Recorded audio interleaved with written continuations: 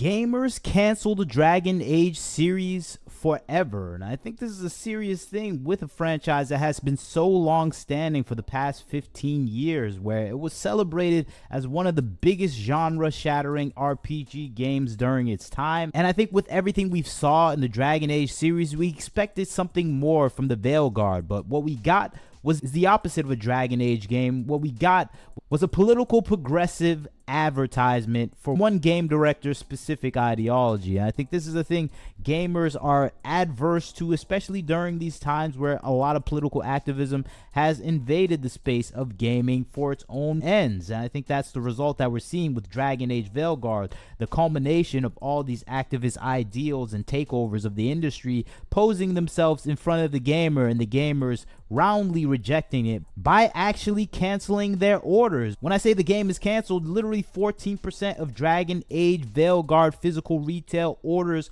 were canceled ahead of the game's release. So people just heard what the game was about, what it was trying to do to the overall Dragon Age universe, and they straight up canceled it. And this is not including the people that bought the game and returned it within hours. And I think that is a higher number that we can't even count yet. And I think this is a situation that we're seeing all throughout the industry nowadays, where gamers will cancel your game, cancel your franchise if you're not making the game that is actually interesting to that gamer or fan base. And I think with Dragon Age especially, even if you don't care about all the controversies relating to non-binary and gender options and things related to that, you just hated this game because it wasn't a Dragon Age game at all. It was a game that was almost wholly ignoring the mythology of the Dragon Age series and just the atmospheres and the environments and the overall personalities of the characters, and it was strictly made from a perspective that was politicized in a certain way, where they're trying to find safe spaces to actually dodge any controversial topics, any countervailing philosophies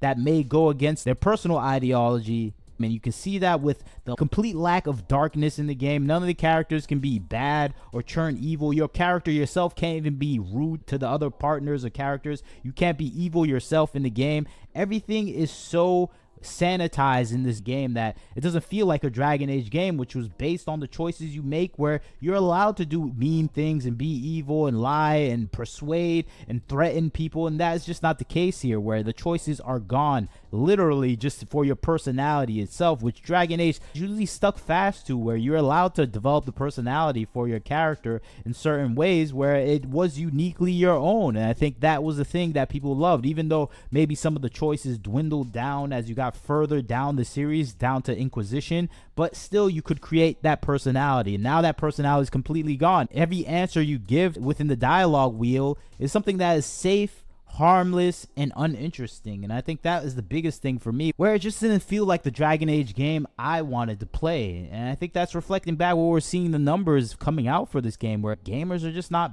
buying this game. They're canceling orders, they're returning their game after playing it for a few hours, demanding refunds. Total pre-orders were dropping dramatically. Over 200,000 pre-orders canceled within that release date for the game. Is just showing gamers are responding resoundingly when you're not making a game for them anymore. You're making a game for your personal politics, and the gamers are saying no to developers doing this. And you can even see this in the reviews for this game, the rather positive reviews, like from IGN, where they're saying even though they gave it a 9, they say this is probably the last Dragon Age, because they can foresee the failure of this game because it's not made for Dragon Age fans anymore. It's made for a political action committee of activists within these developers that have their philosophy that they want to express to the gamers, and the gamers are not interested in this philosophy, gender politics, racial politics, and any of these other delicate issues, because we're here to play games. We're here to be in a fantasy world. And I think that is just an additional issue for the gamers. More than anything, people just want quality writing. I think that is the dire straits that we're seeing with Dragon Age. Beyond anything else is just terrible writing, terrible voice acting from the new voice actors, especially Tosh, a terrible actress in general, playing a lot of these new characters. And it makes you kind of aware, like, are these DEI hires? Because these old actors like Solas, Isabella, they really do feel like the characters, because they took the older actors that played these characters, brought them back. And when these actors played these characters, that was a time when video game developers hired talented people to play these roles. And I think that clash of seeing the old hiring practices of BioWare on display, where we have super talented voice actors, compared to the current day BioWare, where we have completely trash voice actors that just don't have any emotion. I think Tosh is the best example of that, where she has no emotion in her voice, where you just can't even believe anything they're saying, and it just doesn't sound like a Dragon Age type of character. It sounds like a Southern LA character that just got out of acting school. It doesn't sound like anyone that has the skills to perform this level of dialogue within this environment. And I think that is reflected in the overall storytelling of the game, where the storytelling is just absolutely uninteresting and monotonous. And I think that's the thing I had frustrations with playing this game, like over 7 hours, where it just didn't feel like a story I wanted to be involved in. And by the end of my gameplay, I just reloaded up Dragon Age Origins and started playing that with all the new mods out there, and I'm just like, okay, this is a resoundingly different game. This is a game where I'm instantly engaged with the story within the first 5 minutes, and that is the opposite of what we're seeing here with Dragon Age Veilguard. I'm completely disengaged and I'm reaching the 10-hour mark. That's not what you want from a game, and it seems like it's reflecting in the Steam numbers, where Dragon Age Veilguard reached a peak of 89,000 players, which would be a feat if it wasn't a game that invested over $200 million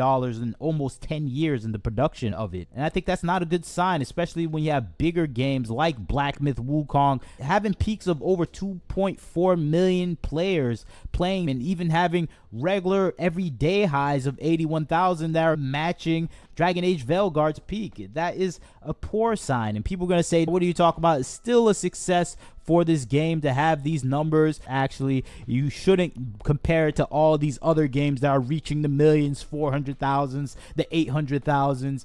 That is a poor comparison. I'm like, no, that is a real comparison, especially when you're looking at Baldur's Gate, which is the direct inspiration for Dragon Age, reaching over 824,000 players at a peak.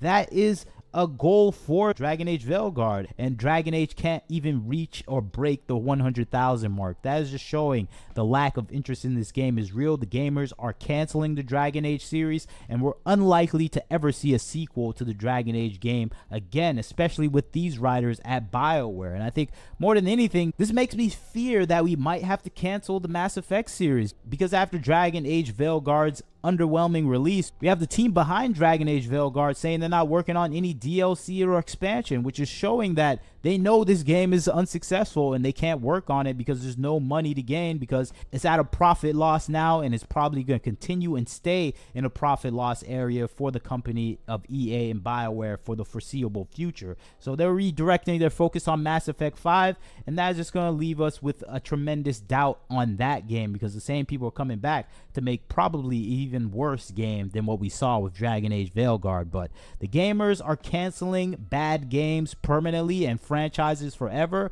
and I think it's going to continue on with a whole host of other games that are about to be released, including Mass Effect 5. But you tell me what you think about the situation. Do you think gamers are canceling entire franchises now? I think that is in the cards for the Dragon Age series, but maybe you doubt me. Maybe you think this game will actually be successful and may have a sequel. I doubt it. They canceled the expansion and DLC already. This game is dead in the water. But you tell me what you think about the situation. Like, comment, share, subscribe. This is Wagner Knows Why. Catch you next time.